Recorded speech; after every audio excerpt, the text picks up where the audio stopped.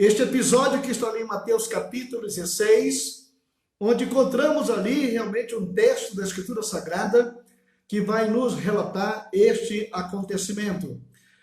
E eu gostaria de começar lendo esse texto da Escritura Sagrada que se encontra em Mateus, no capítulo 16, versículos 13 ao 20, que nos declara o seguinte: Indo Jesus para as bandas de Cesareia de Filipe, perguntou a seus discípulos: Que diz o povo ser o Filho do Homem?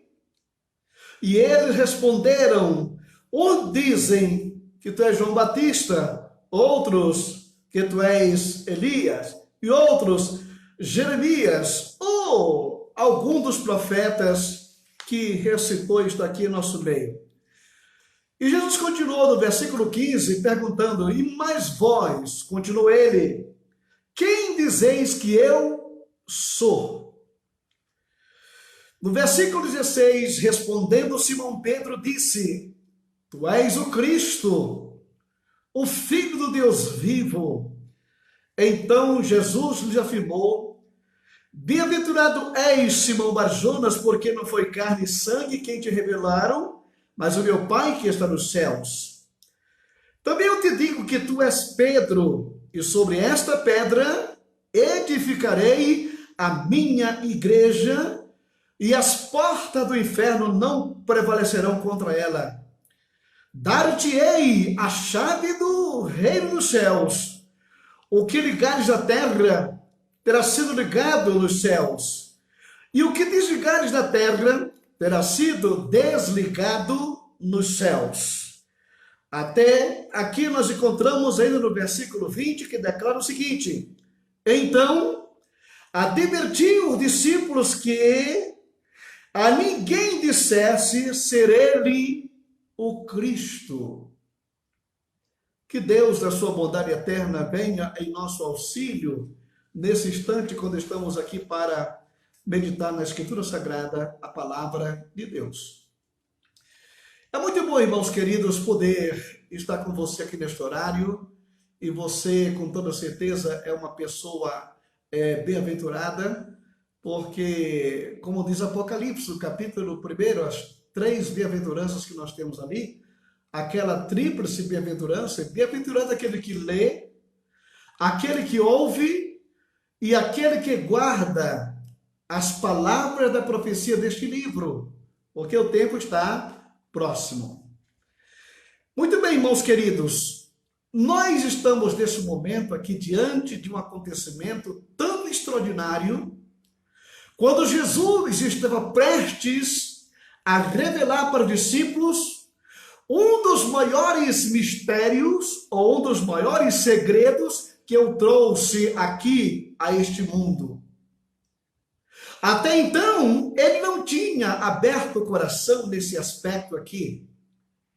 Até aquele momento, os discípulos seguiam Jesus, pensando que ele fosse um líder político, que iria assumir o comando da nação, e eles naturalmente teriam aqui alguma participação. Eles andaram com Cristo durante muito tempo, mas desta forma. Entretanto, Jesus estava prestes a revelar aos discípulos o segredo do maior projeto que lhe trouxe ao mundo. O segredo que lhe trouxe ao mundo, o maior projeto já estabelecido, eu posso dizer, inclusive, você em todo o universo, que ninguém conhecia. Por quê? Porque você sabe que a igreja, ela já existia no coração de Deus antes da fundação do mundo. Em Hebreus, no capítulo 11 e o versículo de número 10, declara o seguinte: Porque Abraão aguardava a cidade que tem fundamentos, do qual Deus é o arquiteto e construtor. A arquitetura desse projeto divino chamado igreja, isso nasceu nos anais eternos, no coração da Trindade. Ninguém sabia disso. Paulo fala que era um mistério oculto em Deus. Mas quem é o projetista desta obra gigantesca? É o próprio Deus. Tá? Então, ele é esse projetista. Agora, você sabe que toda construção, para ser edificada, ela precisa ter um terreno. Ela precisa ter um local. E a Bíblia nos mostra que o campo é o mundo, o território é o mundo. Mas a terra, em particular, onde isto se daria, é a terra de Israel. Aquele território separado por Deus. Ele não escolheu a Amazônia, não escolheu a Escócia, não escolheu a Escandinávia. Ele escolheu, na realidade, a terra de Israel. Para ali começar a implantar o maior projeto de toda a existência da divindade. E quando Jesus está aqui no mundo, justamente para colocar em ação este projeto, ele começa trabalhando de forma silenciosa e muitos dos que foram agregados ao seu projeto não sabiam disso. Por exemplo, em Efésios capítulo 2, versículos 19 ao 22, declara-nos o seguinte: assim, já não sois estrangeiros e peregrinos, mas concidadãos dos santos, e sois da família de Deus, edificados sobre o fundamento dos apóstolos. Olha só, aqueles apóstolos que Jesus Cristo havia escolhido para engajar nesse projeto, ele começou, na realidade, ali convocando aquelas pessoas para esse projeto. E diz aqui Hebreus que, ou seja, Efésios, que fundamento dos apóstolos e dos profetas, sendo ele mesmo, Cristo Jesus, a pedra angular. A construção, ela vai começar. O maior projeto divino, ele seria iniciado logo em seguida. Jesus não podia perder tempo com nada, mas ele estava aqui, com a planta na mão, o projeto para ser executado.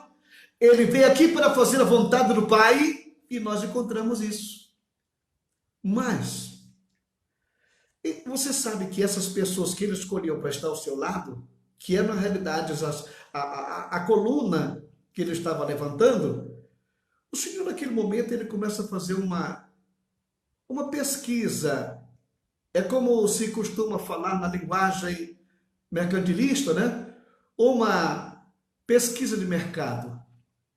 Justamente não para que ele tirasse qualquer dúvida, mas ele estava com um grupo de alunos ao lado. E cada passo era uma lição. Cada palavra era recebida com muito carinho. Então ele começa a fazer, nesse momento, um levantamento da situação. E nós encontramos aqui em Mateus 16, 13 a 20. Indo Jesus para os lados de Cesareia de Filipe, perguntou aos seus discípulos: o que dizem os homens a respeito do Filho do Homem? Ele está nesse momento ali, naquela região do Monte Hermon, justamente naquela localidade chamada Cesareia de Filipe, onde tinha ali uma nascente do Rio Jordão, uma coisa magnífica, esculpida pela própria natureza, de onde brotava aquela nascente do Jordão. Mas infelizmente aquele local ele foi tomado indevidamente por forças malignas. Porque aquele local, ele se tornou um local de oferendas. Inclusive havia um templo de um ídolo que era justamente reverenciado, e muitas pessoas que mexiam com ocultismo, que mexiam com feitiçaria, que mexiam com essas coisas, ele viu para aquele local para fazer oferendas. Aquilo deveria ser naturalmente um local infestado de pessoas malignas e causava até medo para muitas pessoas. Inclusive, nos chama a tradição que aquele local chamava-se Porta do Inferno, aquele local ali. E naturalmente Jesus vem passando por ali com seus discípulos daquela região. E ele dá uma parada estratégica bem naquele local. Bem naquele local. A idolatria correndo solta. Animais sendo sacrificados ali em cima e jogados lá embaixo na fonte, de onde era uma das nascentes do Rio Jordão. O Monte Hermon, que recebia a neve durante a época do frio, depois que derretia, aquilo tornava-se aquela nascente, uma das nascentes do Jordão. E Jesus está passando ali naquele local com seus discípulos, e ele se vira para os discípulos naquela hora, tendo aquele cenário, e pergunta: o que dizem os homens ser o Filho do Homem? E eles responderam, dizendo: um dizem que o Senhor é João Batista, outros declaram que o Senhor é Elias, outros dizem que o Senhor é Jeremias, ou um dos profetas que ressurgiu, que está aqui no nosso meio. Mas, afinal de contas, quem era Jesus para aparecer com tanta gente? Por que um dizia que ele era João Batista? Porque o próprio Herodes, lembra do Herodes que mandou matar João Batista? Quando ele ouviu falar da fama de Jesus, ele mesmo começou a declarar que é João Batista que ressurgiu, por isso que faz esses milagres. Então havia a crença de que Jesus Cristo era João Batista, outros que ele era o profeta Elias, outro Jeremias. Mas a lista, ela vai muito mais além. Como você pode observar nos trechos, né? Quem disse Jesus instituiu o batismo, diria que era João Batista. Que eu disse Jesus no deserto durante 40 dias, jejuando e orando, diria que ele era Elias. Quem disse Jesus chorar sobre Jerusalém, diria que era quem? Jeremias. Quem disse a sua admirável sabedoria, diria que era Salomão. Quem via ele estabelecer novas leis, diria que era Moisés. Quem ouviu suas parábolas, diria que ele era Natã. Quem via o seu trato com mulheres pecadora, poderia dizer que era Oséias. E quem o visse passar a noite em oração, diria que era Davi. E quem o via aplaudido pelo povo e odiados pelos grandes, diria que era Daniel. E quem o via sofrer afronta com tanta humildade, diria que era Miqueias. E quem o via sarar os enfermos e restar mortos, diria que ele era o profeta Elias. Mas quem era Jesus, afinal, para aparecer com tanta gente? E na realidade, Jesus Cristo, antes de vir ao mundo, ele mandou algumas fotografias para que o povo o amasse, mesmo antes da sua vinda, antes da sua chegada ao mundo.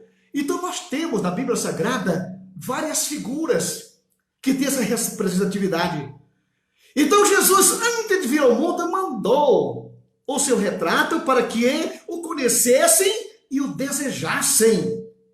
A figura de Cristo é retratada na inocência de um Abel, a sua pureza em José, a sua mansidão em Moisés, a sua força retratada em Sansão, na obediência, paciência, constância, justiça e piedade e sabedoria, vemos-lo retratado em Noé, Abraão, Isaque, Jacó, Samuel, Davi, Salomão. Mas que diz os homens ser o Filho do Homem?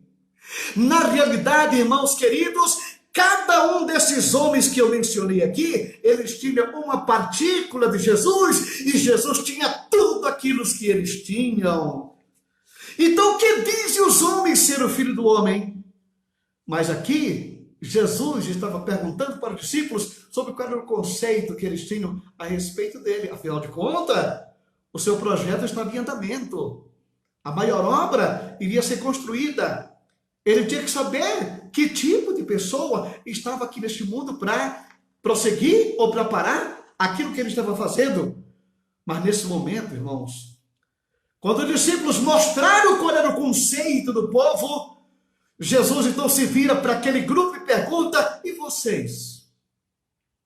O que é que vocês dizem que eu sou? Pedro tomou a frente naquele instante e disse: tu és o Cristo, o Filho do Deus vivo. Tu és o Cristo, o Filho do Deus vivo. Até então Jesus não era conhecido com este título. Até então ele era o filho de Davi, era o filho do homem. Mas de repente vem ao conhecimento dos discípulos esta extraordinária revelação. Que Jesus chega ao ponto de dizer, então Jesus lhes afirmou: bem-aventurado és Simão Barjonas. Por que Jesus Cristo disse isso? Chamou Pedro de Simão Barjonas. Bar quer dizer pai, e Jonas era o pai dele. Para justamente distinguir que Jesus Cristo ele era o Filho de Deus, o Cristo, o Filho de Deus vivo. E ele está um homem agora, filho de Jonas, filho do homem. Então você começa a observar aqui, porque não foi carne e sangue quem te revelou, mas o meu Pai que está no céu. Também eu te digo que tu és Pedro, e sobre esta pedra edificarei a minha igreja. Sobre esta pedra que Deus revelou para você, Pedro, que eu sou o Cristo, o Filho do Deus vivo, sobre esta pedra, sobre esta afirmação, eu edificarei a minha igreja. E as portas do inferno, ele estava ali naquele lugar infernal de oferendas, aquele lugar onde se oferecia coisas para os ídolos e outras coisas mais. E as portas do inferno não terão força, não terão condições, não terão capacidade de se levantar contra ela. Você está entendendo? Então, muito bem, Simão Barjonas, porque não foi a carne e o sangue quem te revelou. Esta é uma revelação que veio de Deus ao seu coração. Mas também eu digo que tu és Pedro, e sobre esta pedra eu edificarei a minha igreja. A minha igreja, ela não vai ser fundada em cima do nome de um homem, em cima de uma personalidade qualquer, de um herói do passado. Nenhum desses que vocês já mencionaram aqui agora, essa lista incrível de heróis da fé, não é em cima de padrões humanos e nem do nome de homem nenhum, mas em cima desta declaração que você acabou de dizer, que eu sou o Cristo, o Filho de Deus vivo, eu edificarei a minha igreja e as portas do inferno não prevalecerão contra ela. Irmãos queridos, nós observamos aqui nesse momento, quando Jesus se dirige a Pedro, né, as portas do inferno não se prevalecerão contra ela. Então diz ele aqui: eu dar-te-ei a chave do reino dos céus. Preste atenção. O Senhor está prestes a colocar na mão de Pedro uma chave. A chave do reino. Eu quero que você entenda aqui que Pedro, ele está falando aqui em nome dos demais. Porque quando Jesus perguntou, e vós, quem dizeis que eu sou? Então Pedro está falando em nome daquele grupo de 12 que estavam ali caminhando com ele. E como nós já verificamos lá um pouco antes, lá que na realidade os discípulos, eles eram as colunas desta construção. Jesus é a pedra fundamental, ele é a pedra angular, ele já tem agora as colunas, o edifício vai começar a subir, o material tem que ser conquistado, e aqui nesse momento, quando Jesus disse que dar-te-ei a chave do reino do céu. O que você ligar aqui na terra terá sido ligado no céu. E o que você desligar aqui na terra terá sido desligado no céu. Irmão querido, vamos aqui com bastante calma, com bastante cautela, justamente para que você possa entender o que Jesus está falando aqui nesse momento. Tá? Você sabe que muitas pessoas da tradição católica dizem que Pedro é que tem a chave do céu. Deus não deu a chave do céu para um mero mortal? Não. Absolutamente não. Deus não ia fazer isso de forma nenhuma. Mas ele está lhe dando a chave da autoridade. Não é uma chave qualquer, mas uma chave da autoridade justamente para que ele possa abrir a porta do céu para que as pessoas entrem, assim como ele acabou de entrar. Jesus, ao explanar a Escritura Sagrada com a autoridade que ele tinha, ele foi lá no coração de Pedro e dos que estavam ali junto com ele, e com esta chave da autoridade divina, ele abriu o conhecimento espiritual de Pedro, e de repente Pedro, quando se vê, já está dentro da revelação divina.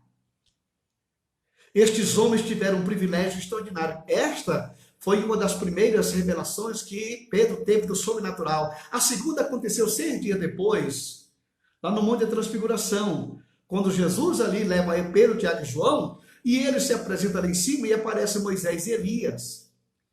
Pedro vislumbrou o mundo sobrenatural. Ele agora tinha acesso, porque a revelação divina, ela estava com ele de maneira extraordinária. Ele teve acesso à chave que lhe conduzia aos parâmetros da glória. Você está entendendo? Esta chave. A chave. E nesse momento, só para concluir, no versículo 20, essa parte, então advertiu os discípulos que a ninguém dissesse ser ele o Cristo, porque até ninguém conhecia Jesus como Cristo. Não. Porque isso poderia causar um tumulto muito grande, e os próprios perseguidores que andavam nos encalços de Cristo iriam tomar isto naturalmente como uma afronta, como uma heresia, uma outra coisa. Não conte isto para ninguém por enquanto. Não conte. Vocês vão ter toda a oportunidade do mundo para falar sobre isto, mas por enquanto não falem nada para ninguém. Mantenha esse segredo, até que as coisas se estabeleçam realmente como deve ser, como deve acontecer, e é o que nós podemos observar aqui. Irmão, a chave é o símbolo da capacidade de abrir e explicar as verdades de Cristo ao mundo. Você está entendendo? Vamos ler aqui, por exemplo, em Efésios capítulo 2, 19 ao 22. Veja só. Assim, já não sois estrangeiros nem peregrinos, mas concidadãos dos santos e da família de Deus, edificados sobre o fundamento dos apóstolos e profetas. Aqui está o fundamento desse projeto gigantesco que Deus tem, que é a sua igreja. Sendo ele mesmo, Cristo Jesus, a pedra angular, da qual todo edifício bem ajustado cresce para santuário dedicado ao Senhor, no qual também vós juntamente estáis sendo edificados para a habitação de Deus no Espírito. Prosseguindo aqui mais um pouco, em Apocalipse capítulo, que nós temos aqui o 21, e o versículo 14, nos declara o seguinte: a muralha da cidade, ela tinha 12 fundamentos, e estava sobre estes o nome dos 12 apóstolos do Cordeiro. Então você vê como é que a igreja, ela começou a ser edificada, como é que ela começou a ser construída, ou como ela foi construída. Jesus está aqui caminhando com os discípulos e está revelando esse mistério da igreja, que foi arquitetada no céu, que Jesus Cristo veio ao mundo o terreno para a construção.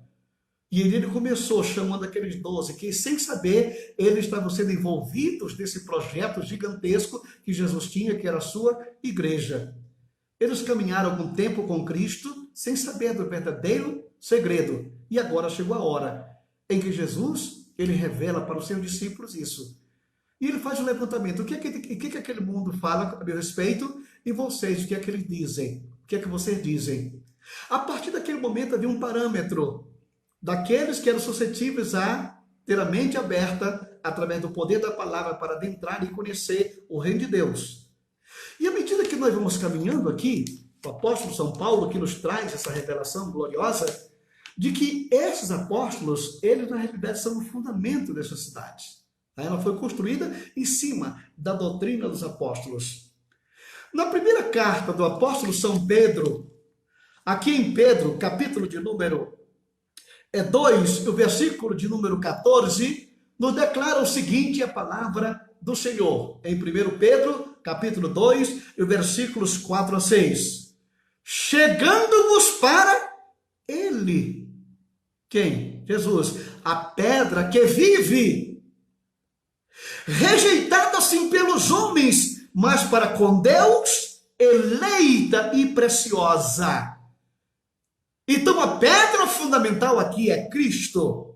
Também vós mesmos, como pedras que vivem, sois edificados casa espiritual, para ser de sacerdócio santo, a fim de oferecer sacrifícios espirituais agradáveis a Deus, por intermédio de Jesus. Tá?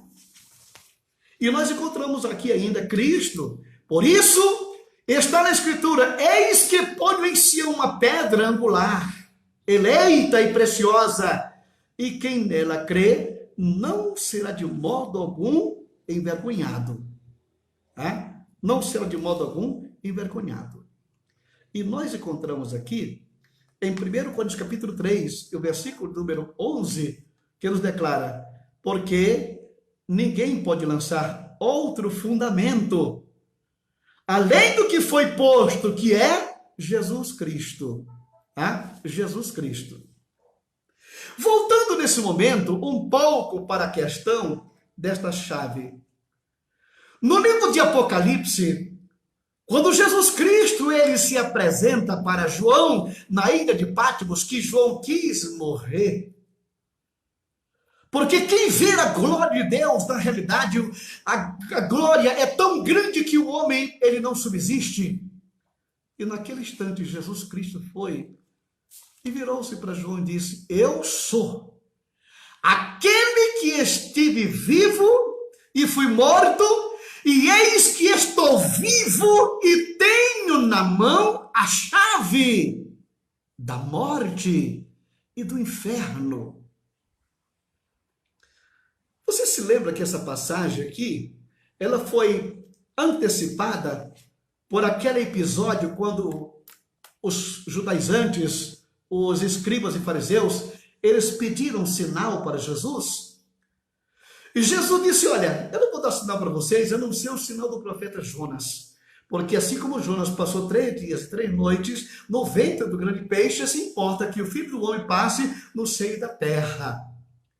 E depois de 3 dias, vivendo naquele mundo infernal, porque ele foi até as regiões infernais, onde Satanás com todo o seu séquito se encontra, e quando Jesus ele retorna dali, ele retorna com a chave na mão.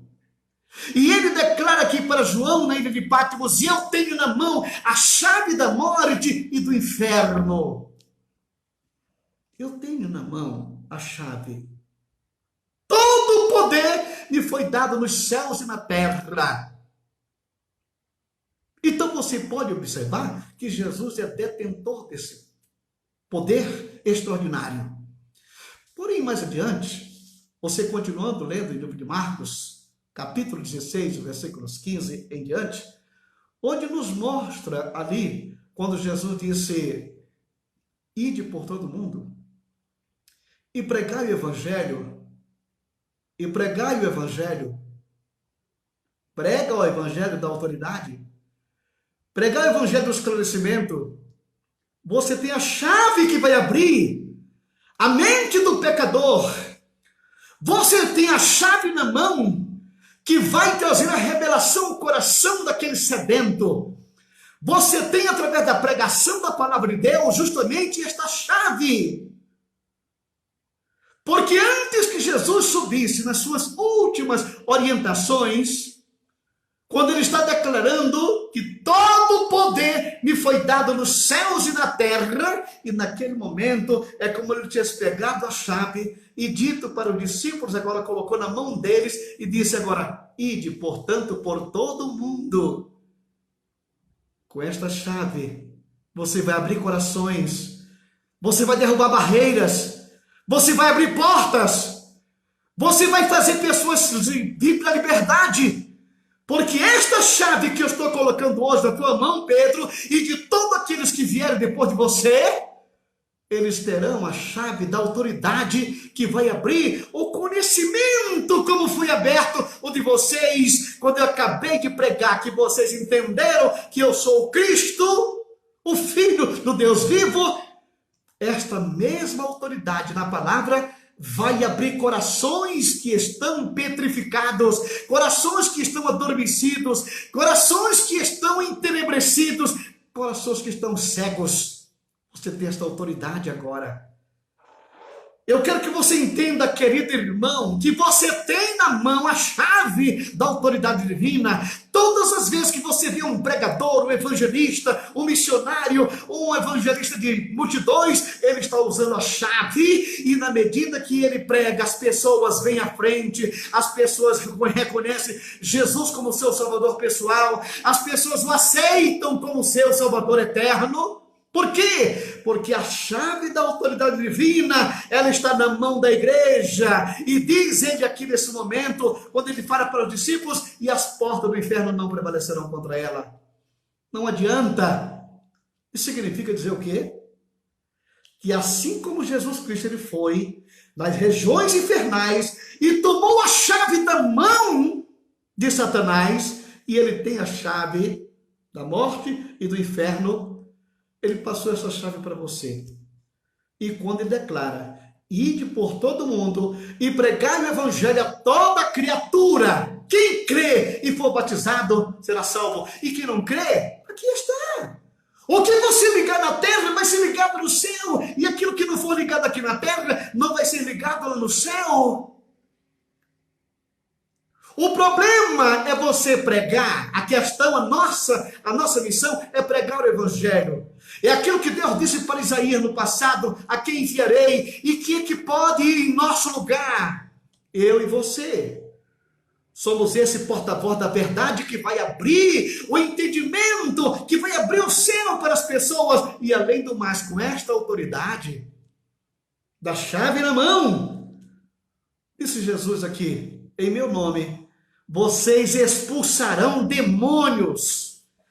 Demônios que estão prendendo as criaturas, demônios que estão prendendo as vidas, demônios que estão prendendo os pecadores, demônios que mantêm os pecadores atrás das grades. Você tem hoje a chave que você pode abrir. É justamente isto que Deus quer dizer para mim e para você. E aqui está o maior projeto de Deus. Quando Ele, que é a pedra fundamental, os discípulos, que são colunas, como a própria Bíblia declara que Pedro era uma das colunas da igreja. Você está entendendo? Pedro era uma das colunas desta igreja. Então nós observamos, irmãos queridos, que ele como coluna, os demais também foram essa coluna. Agora, à medida que o tempo vai passando, que você vai pregando, você vai ganhando um tijolozinho, uma pedra, e a construção vai aumentando, e este grande empreendimento divino, a igreja do Senhor, está se levantando no universo inteiro. De todos os quadrantes da terra, estão sendo requisitados matéria-prima para a construção deste grande edifício, cujo arquiteto e construtor é Deus. Você vai ver que Moisés, por exemplo, ele perdeu toda a graça aqui da terra, porque ele viu a cidade, ele viu aquela construção cujo arquiteto e construtor é Deus. Irmão, a coisa que mais me encanta neste momento, creio que também você, é que Deus, ele me salvou, ele salvou a você, salvou a todos nós, e colocou em nossas mãos essa chave. E à medida que você prega, à medida que você anuncia o evangelho, à medida que você faz o apelo, à medida que as pessoas convertem, você está sendo participante desta construção. Você faz parte deste empreendimento monumental, que é justamente a igreja de nosso Senhor e Salvador Jesus Cristo, como diz Apocalipse capítulo 20, que é a noiva do Cordeiro, é a esposa do Cordeiro, esta igreja. E quando tiver tudo prontinho, quando tiver esse monumento construído, quando tiver tudo preparado, o que é que Deus vai fazer? Ele simplesmente vai limpar o terreno, porque a igreja já está na camada espiritual superior. Então ele vai preparar o terreno onde a igreja vai pousar, onde ela vai sentar, aqui no planeta Terra. É por isto que o profeta Isaías, ele mostra que a terra, ela vai cambalear como um bêbado, ela vai balançar como uma rede de dormir. Porque tudo aquilo que é fruto da vaidade humana, isso tudo vai ser destruído no período da grande tribulação. Isso tudo vai se acabar nessa época, nesse momento. Então o que nós podemos observar, na realidade, é que o solo está sendo preparado. Enquanto o solo estiver sendo preparado aqui na terra, a igreja está acelerando a construção lá em cima. Esses dias, eu vi naturalmente no Facebook uma relação de dezenas de pastores que já passaram para a eternidade esses dias. É como se a obra estivesse sendo acelerada lá em cima. É como se a construção estivesse nesse momento a todo vapor, porque cada cliente que chega lá em cima é uma pedra nessa grande construção. Glória! E o arquiteto e construtor está lá concluindo esta obra. Enquanto isso, o solo está sendo preparado. A limpeza está acontecendo. A grande tribulação vem aí. No capítulo 11, versículo 15 da carta de Apocalipse, declara que o Senhor está vindo aí para destruir os que destroem a terra. A terra está sendo destruída justamente pela ganância do pecado, pela arrogância do homem, pela vaidade do ser humano. Eles estão cavando uma cova para eles. Você pode imaginar que eu não sei até quando o nosso planeta vai aguentar uma devassa tão grande como essa que os homens estão fazendo. Você imagina, calcule só, pega um globo da Terra, ele gira a 104 quilômetros, 1000 quilômetros por hora em torno do Sol. Tá? Ele, para dar um giro em torno de si mesmo, ele leva 24 horas. Agora isso aqui, você sabe, você já andou num carro, quando a roda está descompensada, que quando você acelera, ela começa a trepidar. Aí você vai no borracheiro e coloca ali uma borrachinha, um chumbinho, e aquele chumbinho leva o equilíbrio da roda que você pode continuar a viagem. Agora imagine quando a terra começar a tremer, quando ela começar a balançar, como disse o profeta Isaías, capítulo 20, ele mostra que a terra vai cambalear como um bêbado. Por que isso? Você imagina, por exemplo, o que os homens estão fazendo com o planeta Terra? Alguns anos atrás, lá no Paraná, corria um rio. E de repente aquele rio, ele teve que fazer uma barragem nele, uma barragem de 104 metros de altura, por 7 quilômetros de extensão, e toda a água que descia do rio foi represada para construir a hidrelétrica de Itaipu. Fizeram um lago imenso numa área que não tinha peso algum. E outras hidrelétricas, como de Tucuruí, como da Rússia e de outros lugares do mundo, a descompensação está aí. Enquanto isso, bilhões e bilhões de barris de petróleo estão sendo tirados do interior da terra, movidos de um lugar para outro. Enquanto que a floresta amazônica está sendo dizimada pelos homens que não têm consciência do que estão fazendo. E nós encontramos aí no capítulo 11 que ele vem para destruir os que destroem a terra. Esse planeta aqui vai sofrer uma mudança extraordinária, porque daqui a pouco a noiva do Cordeiro desce, a igreja que foi arquitetada no céu por Deus, que tinha naturalmente aqui na terra a pedra fundamental, e que tem aqui o administrador desta obra, que é o Espírito Santo, e temos seus auxiliares, que são seus servos, que já nasceram de novo, que estão aqui nessa grande construção, da construção divina. Por isso, irmãos queridos, nós podemos observar que quando Jesus Cristo disse: Pedro, tu és Pedro, e sobre esta pedra eu edificarei a minha igreja, o maior projeto já arquitetado no céu, a minha igreja, e as portas do inferno não prevalecerão contra ela. Mas também eu te digo uma coisa: tu és Pedro, tu és um fragmento dessa rocha, e sobre esta pedra eu edificarei minha igreja, e eu vou dar para você, e te darei, está aqui no futuro, darei, porque a igreja não tinha sido inaugurada ainda. Eu darei a você a chave, tá? A chave que você pode ligar aqui na terra e desligar também aqui na terra. E a primeira vez que Pedro usou essa chave, sabe quando foi? No dia do Pentecostes. Naquele sermão que ele pregou, onde mais de 3.000 pessoas viram os portais da liberdade aberta e saíram para a liberdade que é em Cristo Jesus. É Ele que nos ajuda a transpor do império das trevas para o reino do Filho do seu amor.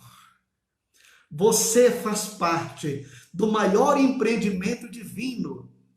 Você faz parte do projeto de Deus aqui na terra. É como diz a palavra: fales e não te cales, porque eu tenho muita gente aqui nesta cidade, aonde você estiver. Irmãos, eu me sinto feliz com o que eu sou, dentro do plano e do projeto que Deus tem para este mundo e para a sua igreja. Eu fico feliz pela oportunidade que Ele tem me dado, e a tantos que estão ao nosso lado. Eu fico feliz ainda quando eu prego e vejo pessoas se converterem a Cristo. É sinal de que a chave está funcionando muito bem. Você tem esta autoridade. Eis que eu te dou poder para vocês pisar escorpião, para expulsar demônio, porque você está agora no mundo do sobrenatural divino. Você tem autoridade e o inferno não pode prevalecer contra a igreja do Senhor na face da terra. Eu e você somos a igreja. Irmãos queridos, estamos concluindo aqui essa nossa meditação de hoje. Espero que você, como um cristão sincero, um cristão verdadeiro, não perca a oportunidade. Você tem a chave que abre em suas mãos. Você tem. A única coisa que o Senhor quer que você faça é abrir a boca em favor do mundo. Prega a palavra a tempo e fora de tempo. Prega, porque esta é a forma que você tem para abrir os corações das pessoas, para que elas tenham entendimento exercitado para a fé e aceitem Jesus como seu Salvador pessoal. Sim, é um privilégio que você tem. Então, aproveite. Você está em casa? Nesta quarentena, por que não pegamos um telefone e não ligamos para um amigo? Por que não pegamos o nosso WhatsApp e mandamos uma mensagem para aquele colega da empresa que está em casa também? Por que nós não mandamos simplesmente uma mensagem de texto, uma porção da Bíblia? Essa é a chave que vai abrir os corações, como o seu coração também um dia foi aberto pelo poder da palavra de Deus. Portanto, não perca a oportunidade.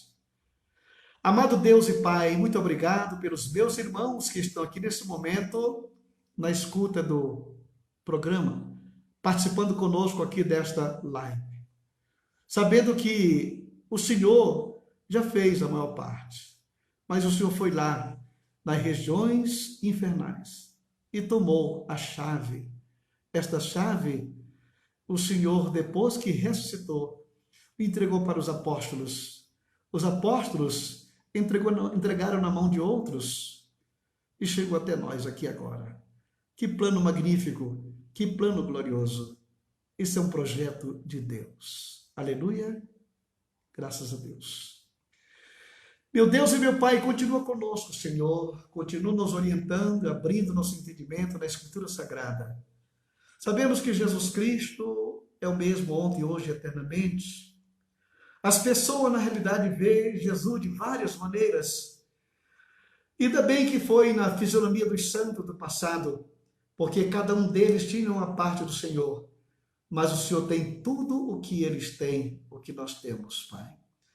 Senhor, muito obrigado por esta revelação magnífica, pela Tua graça que nos alcança.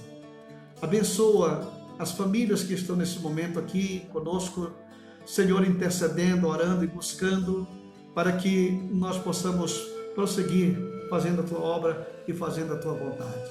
Glória a Deus. E a graça de nosso Senhor Jesus Cristo, o amor de Deus, nosso Pai, a comunhão e a consolação do Espírito Santo seja com todo o povo de Deus, agora e sempre. Amém e amém. Deus te abençoe, irmão. Tenham todos uma boa noite.